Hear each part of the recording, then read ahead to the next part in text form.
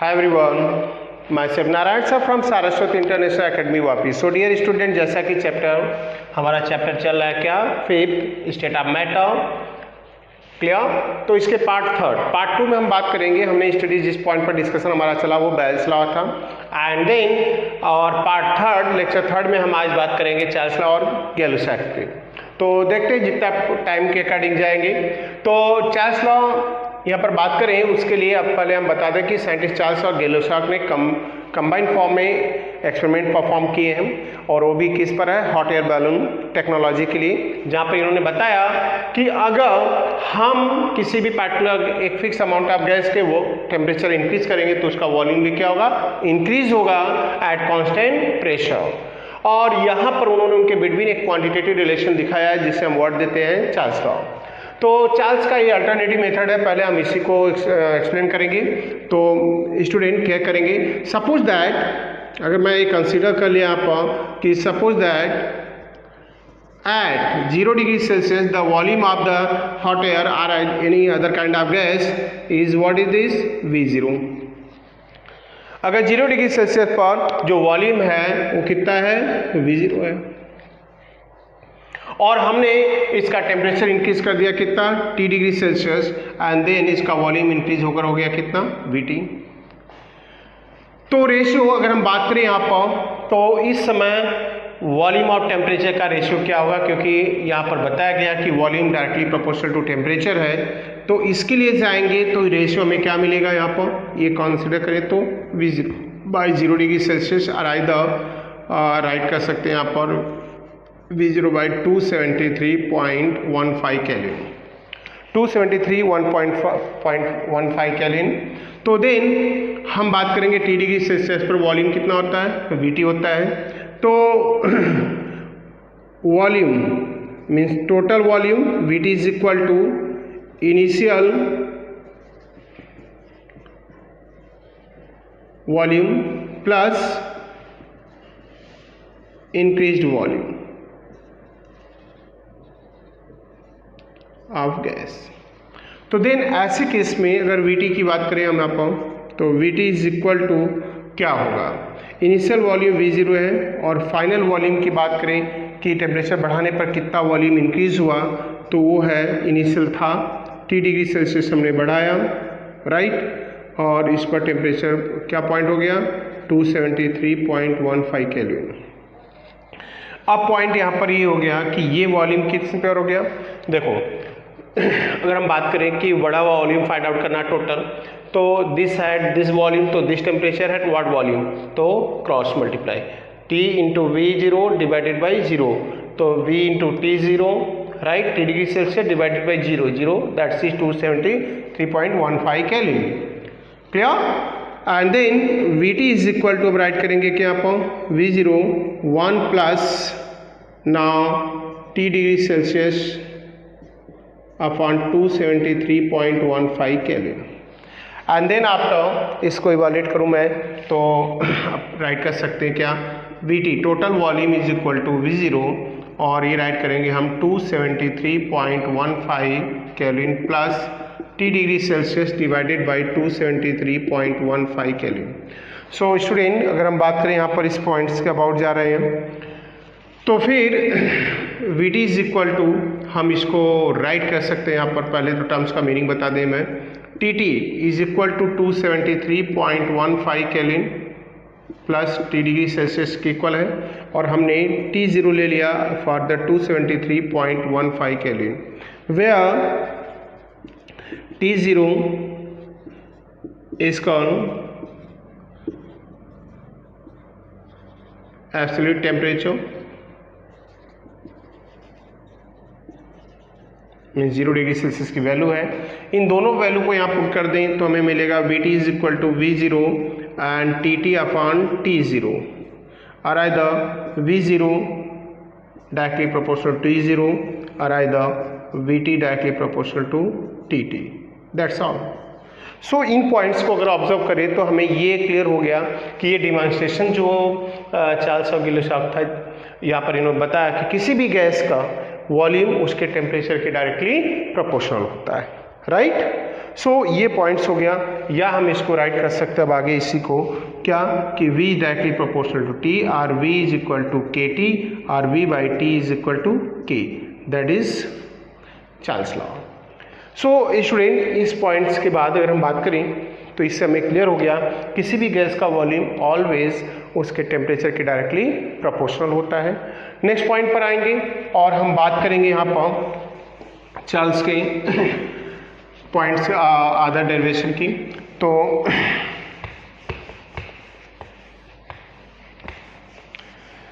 तो इस एक्सपेरिमेंट से एक डिटरमाइन हो गया कि वॉल्यूम किसी भी गैस का क्या होता है, टेम्परेचर के डायरेक्टली प्रोपोर्शनल होता है। तो फिर चार्ल्स ने इस पर अपना क्या थ्योरी मेंशन किया है, तो अब राइट करेंगे हम चार्ल्स लॉ, उसी पॉइंट को आगे बढ़ा रहे हैं स्टूडेंट। तो यहाँ पर बताया गया क्या कि according to Charles the volume of a fix amount, the volume of a fixed amount of gas, the volume of a fixed amount of gas is directly proportional to its absolute temperature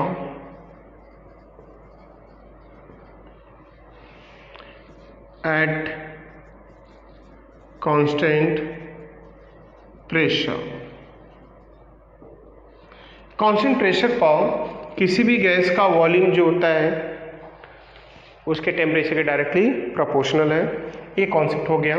so then हमने right कर दिया V is directly proportional T, ये जो relation हमने write किया है at constant pressure, और V is equal to KT और V by T is equal to K। So ये हो गया इक्वेशन हमारा हो गया चार्ल्स का। एंड देन हम कंसीडर करेंगे कि if at constant pressure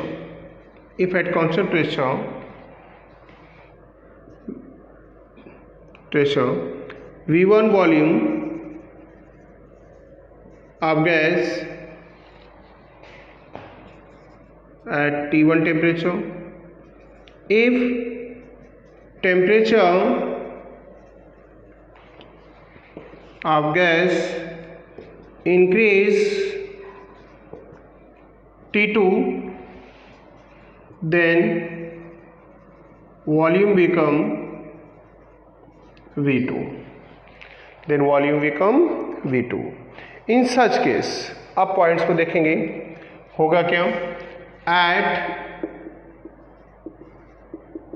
initial state now V1 is directly proportional to T1 और V1 is equal to KT1 और V1 upon T1 is equal to K, equation number 2।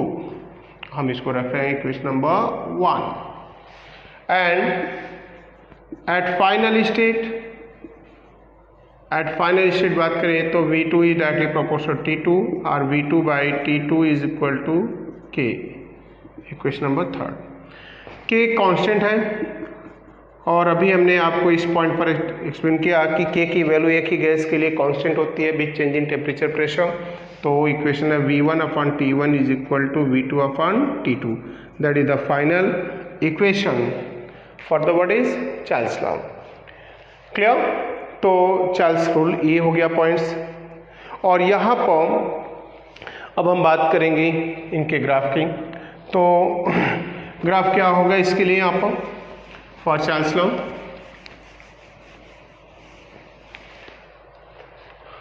V is directly proportional T, हमने graph mention कर दिया कि ये आपका points हो गया V, that is the temperature T, then a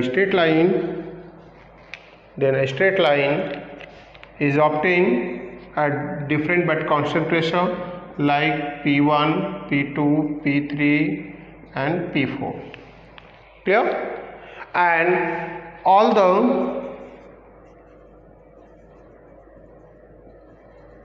straight line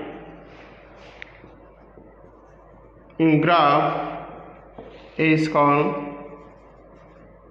isobar because obtained at constant pressure. So student ये point हो गया चार्ल्स लॉ का.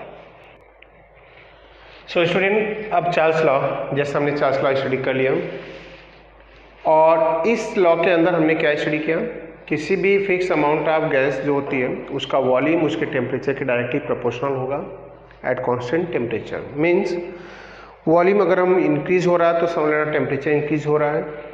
मींस टेम्परेचर इंक्रीज करने पर वॉल्यूम इंक्रीज होगा. टेम्परेचर रिड्यूस करेंगे तो वॉल्यूम भी रिड्यूस होगा. तो इनके बिटवीन क्वांटिटेटिव रिलेशन हमने पढ़ा और इक्वेशन हमारा बना था V1/T1 is equal to V2/T2. So student अब उन्हीं के बेस पर हम बात करेंगे दो न्यूमेरिकल की. एक हमारा न्यूमेरिकल है, एग्जांपल है, प्रॉब्लम नंबर 5.2 है और उसी चार्ल्स लॉ के बेस पर एक्सरसाइज का है 5.11. तो 5.11 और 5.2 यहाँ हम दो न्यूमेरिकल के अबाउट जा रहे हैं पढ़ने पॉइंट्स जो चार्ल्स लॉ से रिलेटेड है. तो स्टूडेंट प्रॉब्लम नंबर 5.2 पहले रीड करते हैं अच्छे से. क्या मेंशन किया है? On a ship sailing in the Pacific Ocean where temperature is 23.4 degree Celsius, a balloon is filled with 2 liter air. So what will be the volume of the balloon when ship reach Indian Ocean where temperature is 26.1 degree Celsius. Meaning क्या बताया जरा. Initial temperature हमने रखा है कितना 23.4 degree Celsius, मतलब 273 add करेंगे इसमें. क्लियर? हम इसमें 273 ऐड करेंगे जो टेम्परेचर है 23.4 डिग्री सेल्सियस. तो 296.4 केल्विन, मतलब इनिशियल टेम्परेचर था 23.4 डिग्री सेल्सियस. बलून में फिल किया गया, उस समय उस बलून का टोटल प्रेशर हमें मिला कितना P1, वो है 2 बार.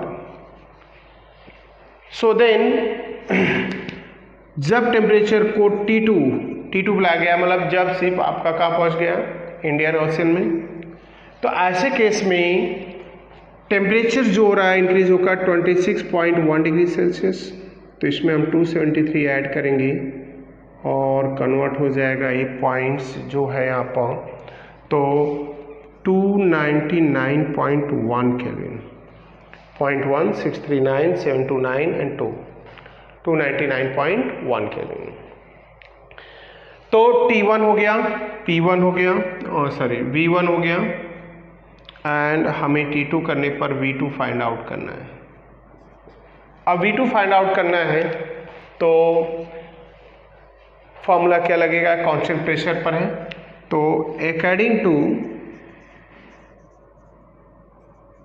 चार्ल्स लॉ क्या होगा, V1/T1 is equal to V2/T2. So then V2 is equal to V1 into T2/T1. ये हमारा फॉर्मूला हो गया.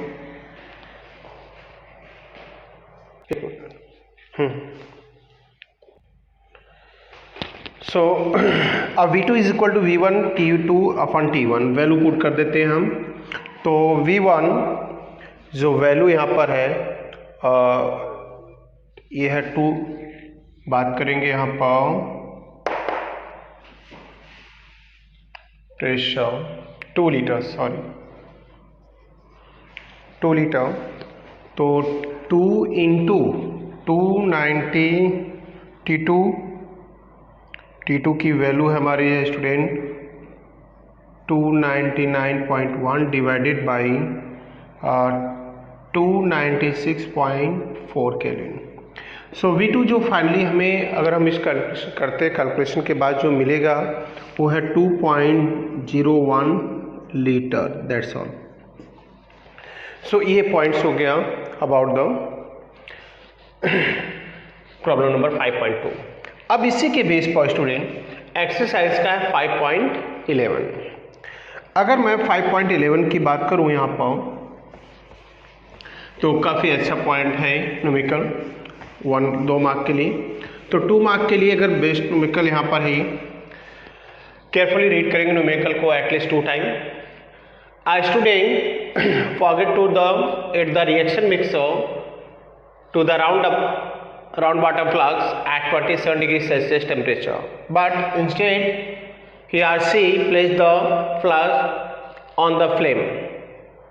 After a lapse of time, he realized his mistake and using a pyrometer, he found the temperature of the flux was 477 degrees Celsius. So what fraction of air will be expelled out? Meaning क्या है student? Student meaning यहाँ पर ये है कि एक student यहाँ पर है और उसने क्या प्रिपेयर किया भाई? एक राउंड बॉटम फ्लास्क लिया है, राइट? एक राउंड बॉटम फ्लास्क लिया है, ये रहा।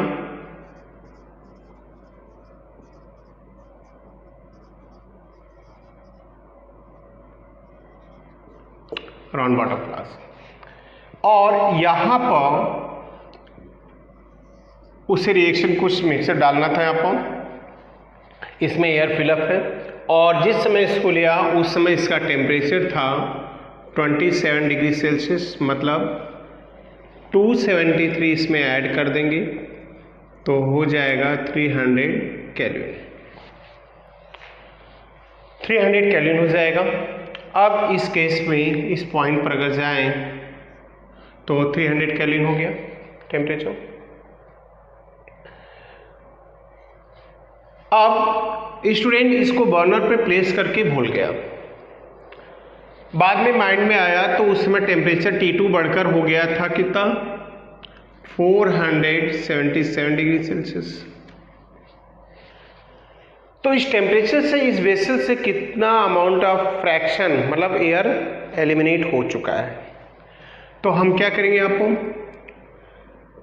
अब इस पॉइंट को देखा जाए तो T1 हमारा हो गया 300 केल्विन, T2 हो गया 477 प्लस 273, 7 3 10 0 7 यहाँ पर हो गया 14 1 15 4 2 6 1 7 50 केल्विन।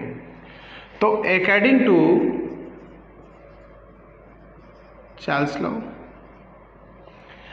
लॉ के अकॉर्डिंग जाए इस पॉइंट पर तो हमारा फॉर्मूला होगा V1 upon T1 is equal to V2 upon T2, और either V1 upon V2 is equal to T1 upon T2। Clear?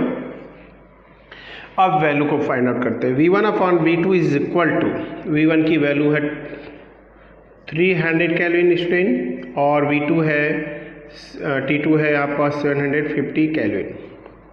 तो T1 की वैल्यू 300 और T2 की वैल्यू जैसा क्लियर है यहाँ पर 750 केल्विन है।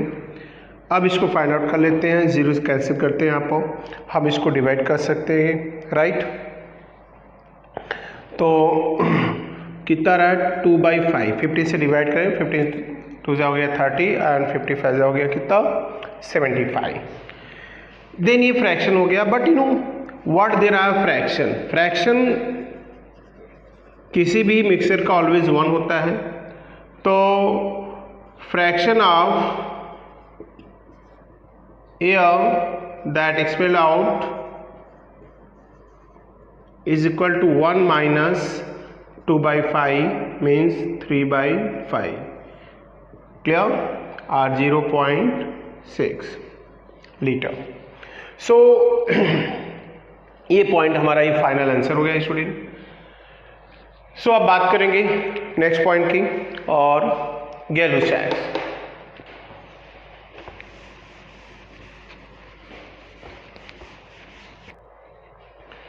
सो स्टूडेंट अब बात करेंगे नेक्स्ट लॉ की, law number 3 means Gay Lussac's law for pressure and temperature. तो साइंटिस्ट गैलूसैक्स ने भी नंबर ऑफ एक्सपेरिमेंट परफॉर्म किए और इनका एक्सपेरिमेंट था eight constant volume. Eight constant volume पर क्लियर, इन्होंने प्रेशर और टेम्परेचर के बीच में एक क्वांटिटेटिव रिलेशन दिया। पहला पॉइंट से मैंने ऑलरेडी राइट किया, अगर आप रीड करेंगे स्टूडेंट तो आपको पता चलेगा कि व्हीकल्स, अगर हम समर सीजन में देखें तो हम लोग के व्हीकल्स के टायर जल्दी बर्स्ट होते हैं।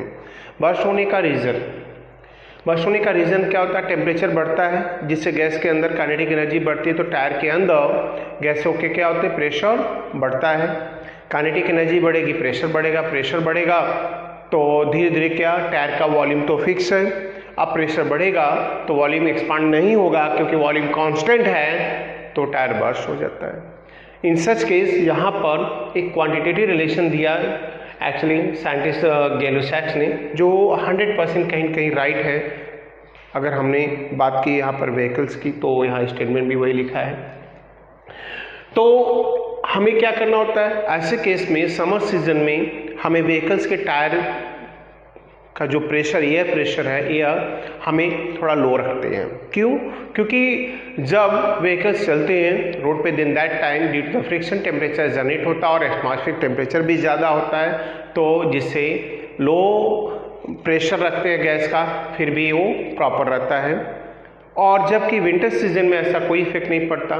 क्यों? क्योंकि विंटर सीजन में टेम्परेचर क्या होता है? एटमॉस्फेयर का कम होता है। एयर ज़्यादा भी होगी तो टायर पर इफेक्ट नहीं पड़ता, क्योंकि एयर का एक्सपेंशन नहीं होता है, उनकी काइनेटिक एनर्जी नहीं बढ़ती है। सो स्टूडेंट, अब हम बात करेंगे यहाँ पर Gay Lussac's law of what is partial pressure and temperature. तो ये पॉइंट्स हम यहाँ पर देखेंगे, जो मैंने पॉइंट बताया इन्हीं से रिलेटेड है। अब बात करेंगे scientist गैलो-सैक्स। Scientist Gay-Lussac gave a quantitative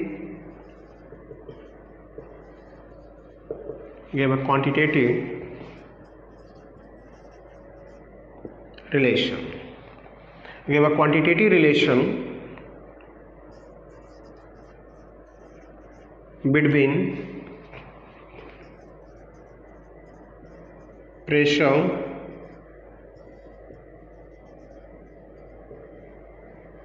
and temperature of a fixed amount of gas. Clear? So, according to गैलो-सैक्स, तो अकॉर्डिंग टू गैलो-सैक्स की बात करें हम यहाँ पर,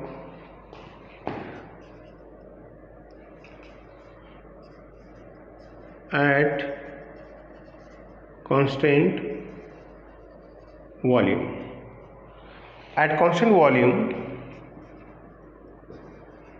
the pressure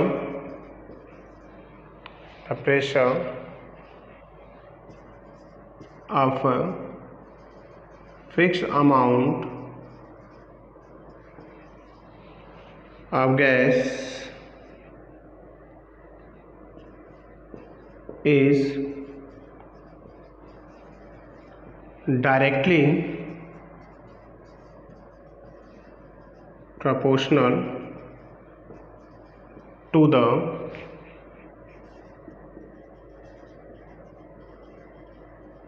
temperature.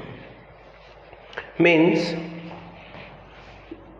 if a pressure of a gas is P and temperature is T at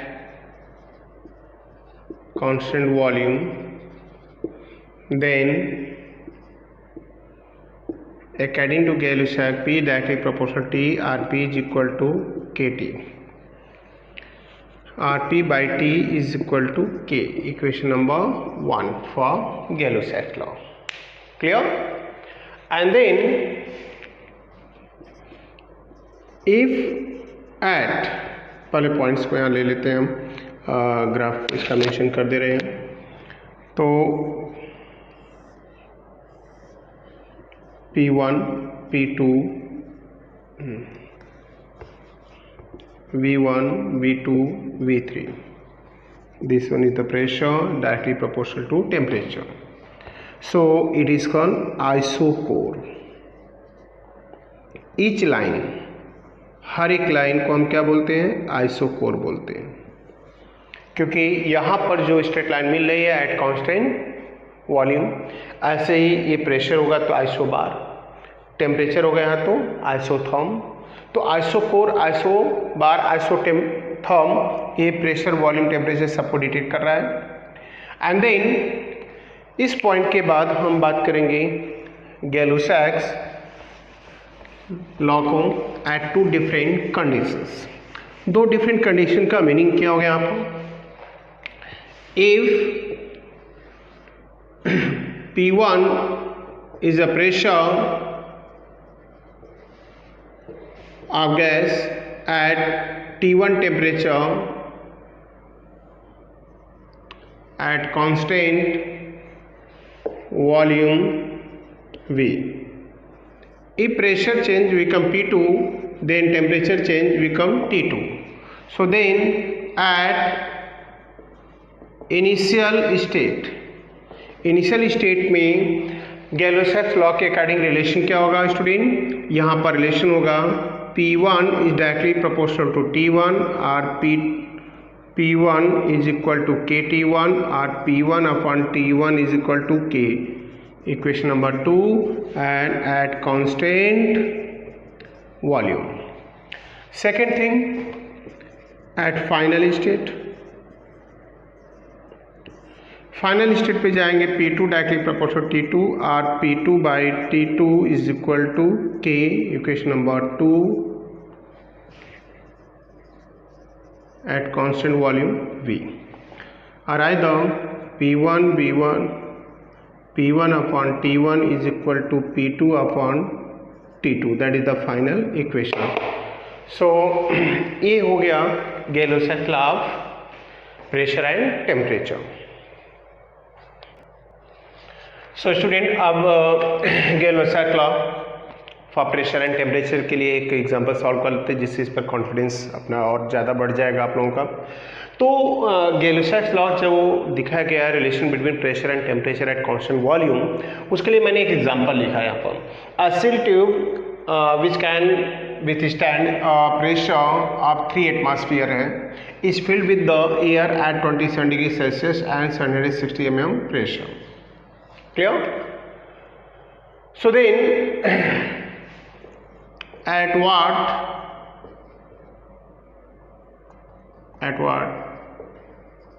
temperature tube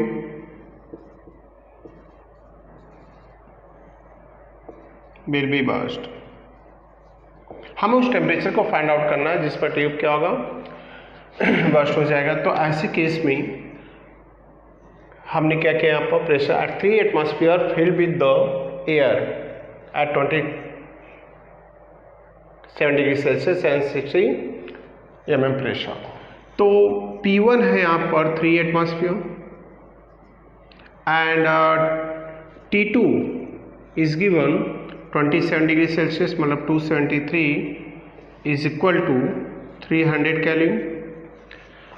and second P2 is also given 760 mm. तो then what is T1 हमें find करना. तो अकॉर्डिंग टू गैलो-सैक्स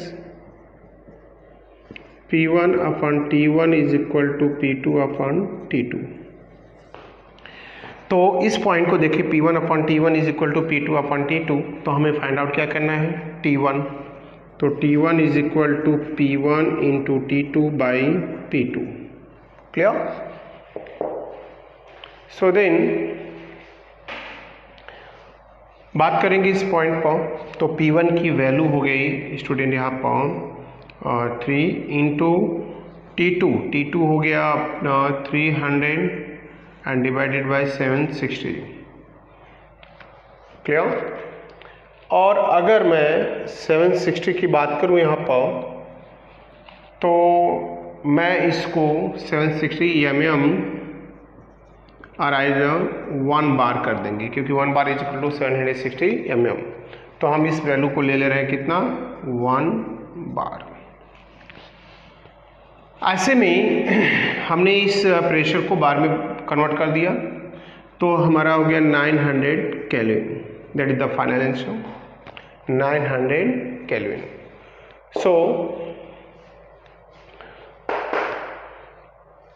सो हमारा final answer ये है, इस kelvin temperature पर A2 burst हो जाएगा स्टूडेंट।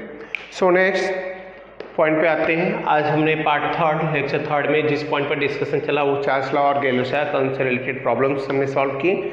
सो स्टूडेंट आज के लिए बस इतना ही। नेक्स्ट लेक्चर में फिर मिलेंगे पार्ट 4 मीन्स लेक्चर नंबर 4 के साथ। Thank you.